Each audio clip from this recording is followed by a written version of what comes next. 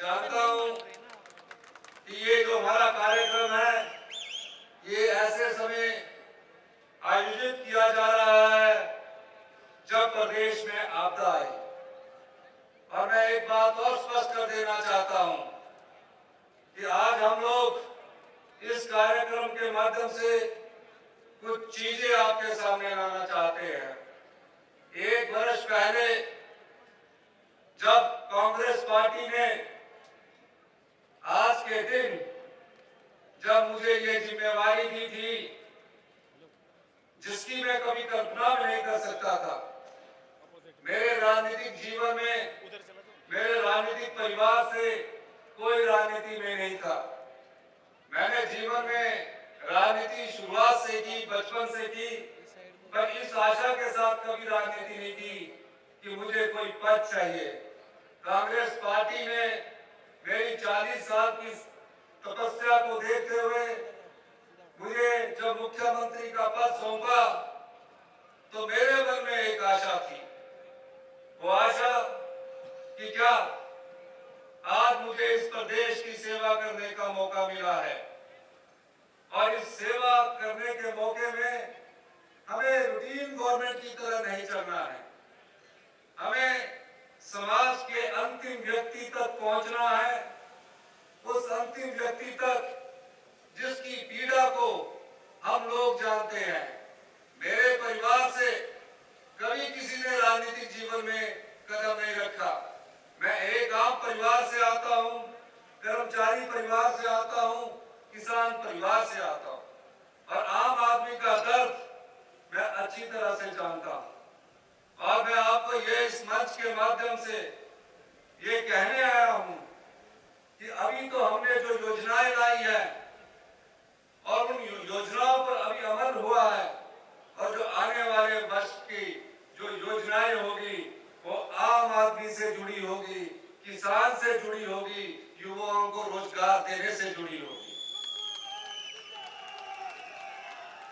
11 दिसंबर को मैं और मेरे साथी मुकेश अग्निहोत्री जी ने रिज के ऐतिहासिक मैदान पर शपथ ली। 1 महीने बाद हमने जब अपनी कैबिनेट का एक्सपेंशन किया, वो हमारा कार्य प्रणाली का पहला महीना था। जब हमारी कैबिनेट का एक्सपेंशन हुआ, हमने पहली ही कैबिनेट में कहा, क्योंकि हमारी पहली गारंटी में यह था कि जो सरकारी कर्मचारी हिमाचल प्रदेश में है, अधिकारी है, जिन्होंने हिमाचल प्रदेश में विकास की गाथा लिखी है, उनको हम ओल्ड पेंशन स्कीम देंगे। चुनाव तो खत्म हो चुके थे और अगला चुनाव तो 5 वर्ष बाद आना था, लेकिन हमने कहा कि हमारी सरकार ने वादा किया है, हमारे राष्ट्रीय नेताओं ने वादा किया है और हमने पहली गारंटी जिसका हमने पहली कैबिनेट के लिए वादा किया था, ओल्ड पेंशन स्कीम लगाकर हजारों सरकारी कर्मचारियों के बुढ़ापे को हमने सुरक्षित किया। ओल्ड पेंशन स्कीम कोई राजनीतिक लाभ के लिए नहीं देगी कि हमें अगले आने वाले चुनावों में उसका फायदा हो, क्योंकि जब चुनाव हुए तो सरकारी कर्मचारियों को ये आशा ही नहीं थी कि कौन सी सरकार बनेगी और कौन सी सरकार सत्ता में आएगी। जनता ने हमें साथ दिया, जिसमें सरकारी कर्मचारी भी थे, किसान भी थे, युवा भी थे, महिलाएं भी थी, मजदूर भी थे। हम सरकार में आए, चाहते तो हम उस पहली ही गारंटी को 4 वर्ष चुनावों से 1 वर्ष पहले हम उसको पूरा करते, लेकिन हमारा वादा था और हमने उस गारंटी को पूरा किया। यह हमारे पहले मंथ का कार्यकाल में हुआ। दूसरे महीने युवा लोग हमारे पास आए, कहा कि मेरा पेपर बहुत अच्छा हुआ है, मुझे 90 नंबर आने चाहिए। मैं पिछली बार 3 एग्जाम दे चुका हूं, लेकिन मैं सिलेक्ट नहीं हो रहा हूं। हमने पूछा कारण क्या है कि कोऑर्डिनेट सिलेक्शन बोर्ड में धांधली हो रही है, जो कि हमीरपुर में था। हमने जाल बुना और उस जाल में हमने जो पाया कि कोऑर्डिनेट सिलेक्शन बोर्ड के कर्मचारी पेपर लीक किया करते थे। और पिछले 4 साल से जो भारतीय जनता पार्टी की सरकार थी, ये गोरख धंधा चला हुआ था।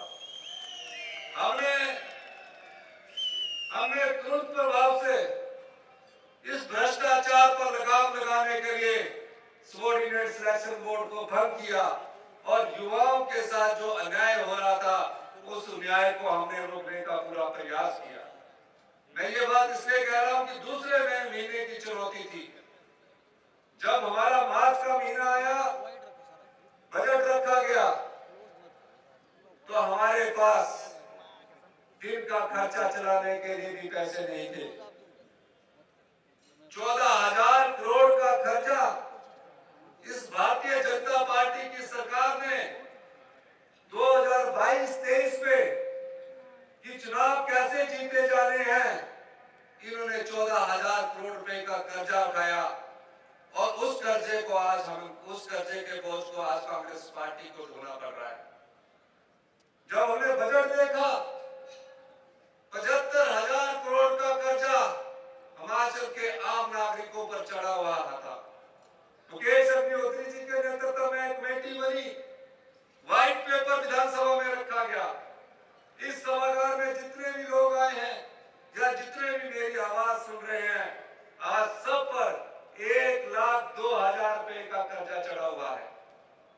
हमारी योजनाएं कैसे आगे बढ़े, किसान को कैसे लाभ मिले, युवाओं को कैसे रोजगार मिले, इस बारे में मंत्रिमंडल के सदस्यों के साथ रात के 2-2 बजे तक हम चर्चा करते रहे। और हम जब बजट बनने लगा, हमने ये वादा अपनी जनता के साथ किया कि हम आत्मनिर्भर हिमाचल की नींव रखेंगे और हम जो व्यवस्था पिछले 40 साल से चली आ रही है, उस व्यवस्था को परिवर्तित करेंगे और दिन रात मेहनत करके हम व्यवस्था परिवर्तन में लगे। हमने इसीलिए कहा कि हम सत्ता में सिर्फ इसलिए नहीं आए हैं, हमें बड़ी गाड़ियां चाहिए, सुख चाहिए, आराम चाहिए। हमने ऐसी व्यवस्था लाई कि जिसमें आज आम आदमी और खास आदमी में कोई फर्क नहीं रखा गया। जो आम आदमी आज हिमाचल के रेस्ट हाउसों में, सदन में और भवन में किराया देता है, वही हमारे विधायकों को देना पड़ता है। ये बात मैं इसलिए कह रहा हूं, ये 40 साल से ये व्यवस्था ऐसी चली हुई थी कि जो काम होते थे, उन कामों को सालों लग जाता था। हमने कहा ये काम, ये टेंडर अवार्ड आपको महीने के अंदर कर दे हैं और उस व्यवस्था के रूप में हम आगे बढ़े। जब हमारा बजट प्रस्तुत हुआ, हमने उसमें एक दिशा रखी है। उस बजट के माध्यम से हमने ये आत्मनिर्भर हिमाचल की नींव रखी है। आने वाले सालों में आप देखेंगे कि हिमाचल प्रदेश आने वाले 4 सालों में 2027 तक आत्मनिर्भर प्रदेश बनेगा और 10 साल में हिमाचल प्रदेश 2032 तक हिमाचल प्रदेश हिंदुस्तान का सबसे समृद्ध और अमीर राज्य बनेगा।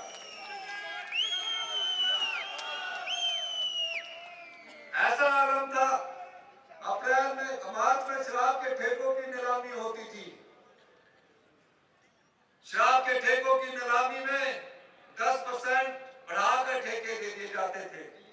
1 वर्ष देते, कोई बात नहीं थी, 4 वर्ष तक देते रहे। जब हमने शराब के ठेकों की नीलामी की तो 500 करोड़ रुपया 1 साल में राजस्व पाने की उम्मीद हमारी सरकार को ठेकों की नीलामी से होने जा रही है। 500 करोड़ रुपया जहां 180 करोड़ रुपया आता था। यही नहीं, उसके बाद आपदा आई। आपदा में ये देखिए, जैसे ही आपदा आई, सरकार के सारे मंत्रिमंडल के सदस्य, सरकार के हमारे deputy chief minister Mukesh Agnihotri ji, PWD minister Vikramaditya ji, हमारे सभी मंत्री रोहित ठाकुर जी, हमारे मंत्री चंद्र कुमार, धनीराम शांडिल जी, हर्षवर्धन चौहान जी, सब जिलों में विजिट किया। रघुवीर सिंह बाली जी, सब जगहों में इन्होंने विजिट करके अधिकारियों की बैठक रखी। इतिहास की सबसे बड़ी आपदा थी। कई घर उजड़ गए। एक पाई जोड़कर कोई गरीब आदमी, कोई आम आदमी अपना घर बनाता है। 4,000 घर पूर्णतः क्षतिग्रस्त हो गए। 13,000 घर आंशिक रूप से क्षतिग्रस्त हो गए। 50,000 के करीब पशुशालाएं जो काउ शेड है पूरी तरह उजड़ गए। हम दिन रात मेहनत करते रहे, भारत सरकार से यह अनुरोध करते रहे कि हमें स्पेशल रिलीफ पैकेज दीजिए। हम बार बार प्रधानमंत्री से भी मिले, गृह मंत्री से भी मिले, लेकिन जब बीजेपी की जो विधायक दल के नेता है, विधायक है, कहते रहे कि विधानसभा सेशन बुलाइए। हमने कहा हम विधानसभा सेशन जरूर बुलाएंगे, लेकिन थोड़ा इंतजार कीजिए। लेकिन वो बार बार एक ही स्टेटमेंट देते रहे। जब हमने विधानसभा का सेशन बुलाया, हमने उनके प्रस्ताव को सरकारी संकल्प मान लिया। आपदा पर बहस हुई, 3 दिन तक बहस चली, हम पर आरोप लगते रहे। और जब आपदा प्रभावित परिवारों के लिए उस संकल्प में वोट देने की बात आई, तो भारतीय जनता पार्टी का पूरा विधायक दल उस विधानसभा घर में चुप होकर बैठा रहा, मूक होकर बैठा रहा। वो प्रभावित परिवारों के साथ खड़े नहीं हुए। कांग्रेस ने मेजोरिटी से उस संकल्प को पास किया और आज उस संकल्प को पास करने के लिए हमने उसे केंद्र सरकार के लिए भेज दिया।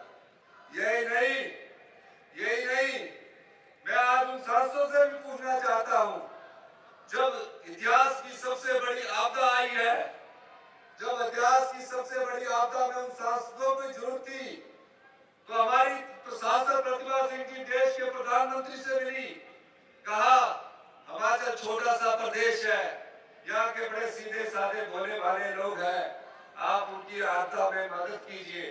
लेकिन उनके जो कान पर जू नहीं रहेगी। ये छोड़िए, जिन सांसदों को आपने वोट डालकर चुनकर भेजा, उन सांसदों की इतनी हिम्मत नहीं हुई कि वो देश के गृह मंत्री से तीनों सांसद मिलकर एक अपील करते कि आपदा राहत प्रदेश हिमाचल प्रदेश के लिए कुछ दान दीजिए।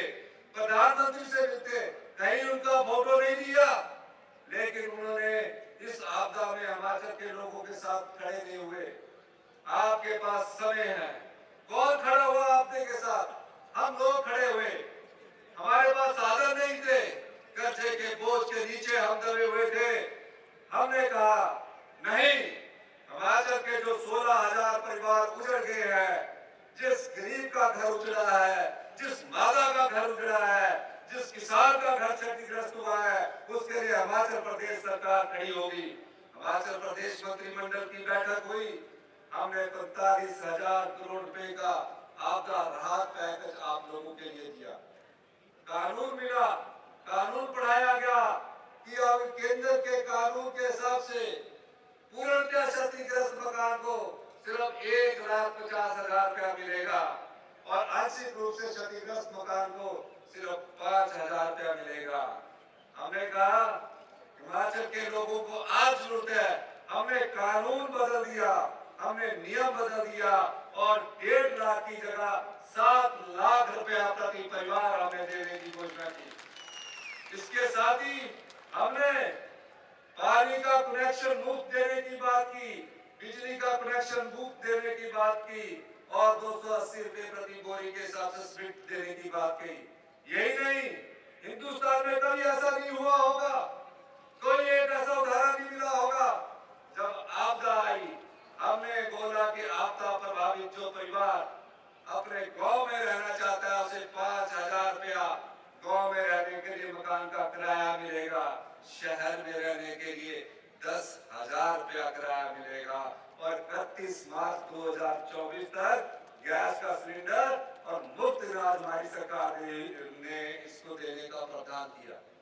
ये संवेदनशील सरकार है, ये आपकी भावनाओं की कदर करना जानती है, लेकिन भारतीय जनता पार्टी के लोग आज तक यही नहीं आपदा में एक पैसा प्रदेश सरकार को दिलाने में नाकाम रहे हैं।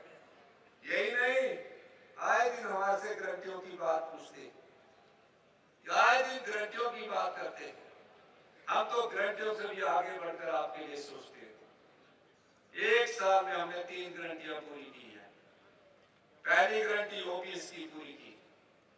जब हमने शिक्षा का स्तर गिरता हुआ देखा, हमने कहा था हर एक विधानसभा में 4 इंग्लिश मीडियम स्कूल बनाएंगे। हमने उसमें भी व्यवस्था परिवर्तन किया। अगले एकेडमिक सेशन से हिमाचल प्रदेश के जितने भी स्कूल हैं उसमें इंग्लिश मीडियम को लागू कर दिया जाएगा। तीसरी गारंटी थी हमारी 680 करोड़ रुपए की स्टार्टअप योजना। क्या है ये? हमने कहा पहली स्टार्टअप योजना के तहत जो ई टैक्सी वाले हैं, अगर वो ई टैक्सी लेंगे तो उनको हम 50% अनुदान देंगे, यानी 10 लाख की गाड़ी में 5 लाख रुपया हम अनुदान के रूप में देंगे। अभी इंतजार करिए, अभी इसमें और पैकेज आने वाला है। आज इस मंच के माध्यम से मैं लाहौल स्पीति में ये पूरे जिले में 18 साल से ऊपर की सभी महिलाओं को प्रथम चरण में 1500 रुपए देने की घोषणा करता हूं।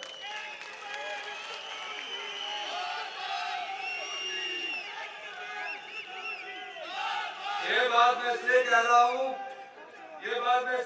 हूं, सभी जिलों में लागू होगी ये गारंटी योजना, लेकिन जो आर्थिक बदहाली बीजेपी ने कर रखी है हमें उसको धीरे धीरे ठीक करना है। अगले वर्ष भी हम 3 गारंटियां अपने बजट में लाने जा रहे हैं और इसके अलावा 2,37,000 महिलाएं जिन्हें अभी 1100 रुपया पेंशन मिलती है, उनको हम अगले साल से 1500 रुपया पूरे हिमाचल प्रदेश में उसको 1500 रुपया मासिक पेंशन देने की बात कर रहे हैं। किसान, एक बात मैं और कहना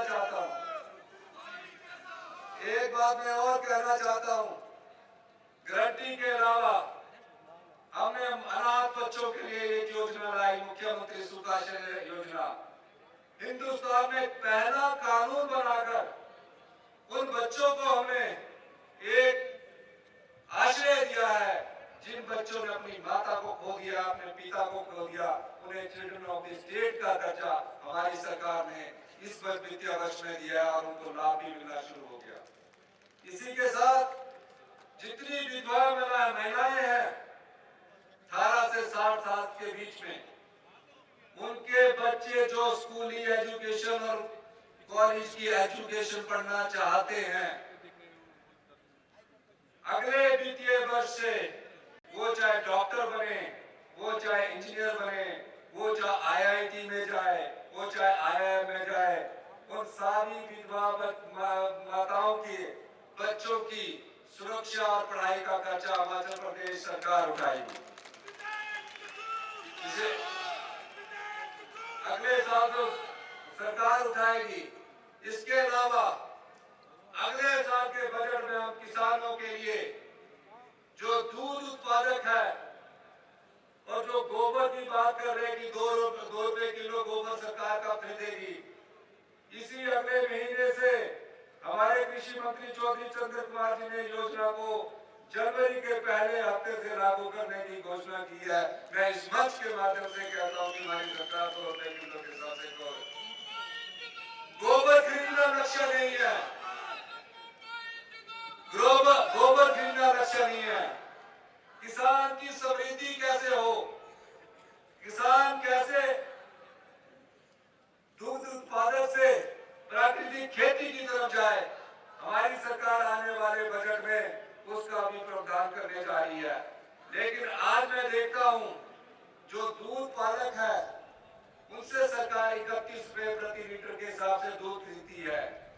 इस मंच के माध्यम से मैं कहना चाहता हूं कि जनवरी से जो 31 रुपए हमारी मिल्क फेडरेशन बेचारे किसान से 31 रुपए लीटर दूध खरीदती है, उसमें 6 रुपए बढ़ाने की मैं घोषणा करता हूं। जनवरी से 37 रुपए किलो प्रति वो दूध खरीदेंगे। ये बजट के अलावा मैं घोषणा कर रहा हूं, लेकिन ये सब चीजें उस समृद्ध हिमाचल की ओर अग्रसर हो रही है जिसकी नींव हमने डाली है।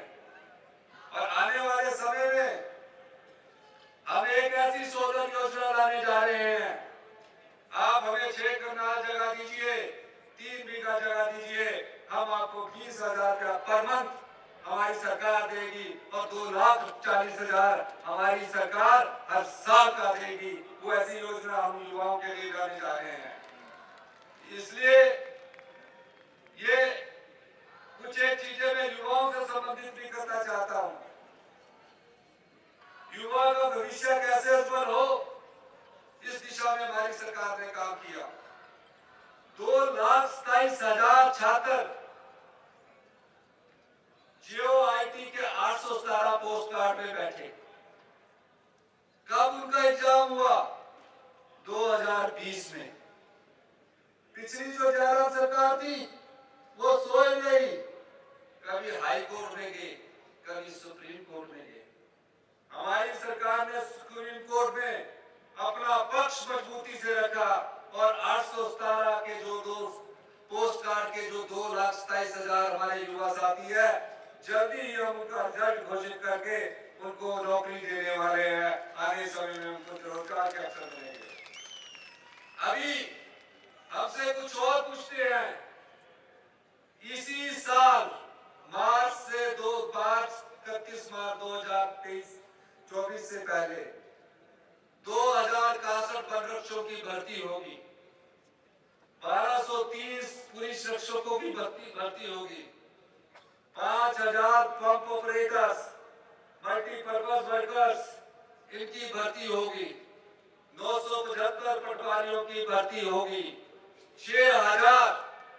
6,000 हमारे शिक्षा मंत्री जी ने बताया 6,000 जेबीटी, टीजीटी, लेक्चरर, उनके बैच वाइज इंटरव्यू स्टार्ट हो गए हैं, उनकी भर्ती होगी। यही नहीं, एक साल में हम 20,000 सरकारी नौकरियां देने जा रहे हैं। इतिहास उठाकर देख लीजिए, कभी एक साल में 20,000 नौकरियां नहीं मिली। जयराम जी की सरकार में पूरे 5 साल में भी 20,000 नौकरियां मिली होगी। उसमें भी सभी रिजल्ट कानूनी पेचीदों में फंस गए, कोई हाई कोर्ट में फंस गया, कोई सुप्रीम कोर्ट में फंस गया, एक साल में। और उसके अलावा जो प्राइवेट क्षेत्र में रोजगार के अवसर हम प्रदान करने जा रहे हैं, वो तो असंख्य रोजगारों की हम अभी प्रदान करने जा रहे हैं। ये सरकार की कर्तव्यनिष्ठा है। इसीलिए आज मैं आपके सामने ये कहना चाहता हूँ, ये वो सरकार है जो आम लोगों की सरकार है, गरीब की सरकार है, किसान की सरकार है। इस सरकार में सभी माताओं का सम्मान होगा, सभी बहनों का सम्मान होगा, किसान का सम्मान होगा, युवाओं को रोजगार के अवसर प्रदान होंगे और कर्मचारी को पूरा सम्मान मिलेगा। लेकिन उसके लिए आप लोगों का हमें साथ चाहिए। हमें थोड़े कड़े फैसले लेने पड़ेंगे। कड़े फैसले आपके हित में हैं। हम कोई रूटीन की सरकार नहीं चलाना चाहते कि आज सत्ता में आए, 5 साल बाद बदलना है, आंखें बंद करके सरकार चलाइए, जैसे कि पिछले जयराम ठाकुर जी ने आंखें बंद करके सरकार चलाई। हम सरकार में व्यवस्था परिवर्तन करना चाहते हैं। एक साल में जो हमने व्यवस्था परिवर्तन किया है, उस व्यवस्था परिवर्तन अब आपको धरातल में दिखने को मिलेगा। इन्हीं शब्दों के साथ एक बार फिर से मैं हिमाचल की जनता का धन्यवाद करता हूँ। आप देखते रहिए, आने वाला समय आपका है, हिमाचल का है। 10 साल में हिमाचल हिंदुस्तान का सबसे समृद्धशाली और अमीर राज्य बनेगा। आप सब लोगों का बहुत बहुत धन्यवाद। जय हिंद, जय भारत।